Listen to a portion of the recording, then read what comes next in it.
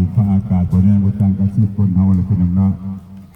หอดมือหอดยาหมดขันว่าข้าวกระจากกันไปพี่น้องเนาะพวกพี่ทอดที่เกี่ยวพี่ทอดเบิดญาติพี่น้องพี่ทอดที่เจอพี่น้องบริเวณก็นั่งไงอยู่เดียเฮือนพี่น้องเนาะกันว่าพี่ทอดต้องวันลงวัดทำบุญใส่บาตรนั่นคือพวกพี่ทอดที่ถึงนอกกตัญญูกตเวทีต่อคนคุณของพี่ของอีเมลเนาะจากสันการลงวัดทำบุญใส่บาตรคือที่นั่นอันนี้วันเด้อญาติพี่น้องเขาทั้งงงไม่เช่นในบ้านเด้อเขาไปรถญาติพี่น้องทั้งงงไม่ทำไรเขามารถเลี้ยวครัวมารถเลี้ยวครัวออกรถในเท้าเลี้ยวครัวออกรถออกทางเส้นนี้ออกทางเส้นนี้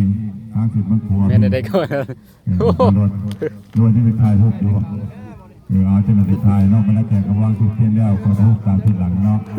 พอบางทางก็มาจากบ้านไกลพี่น้องเลยพี่น้องทั้งกองรอพี่ก็มาหลายถึงเนาะ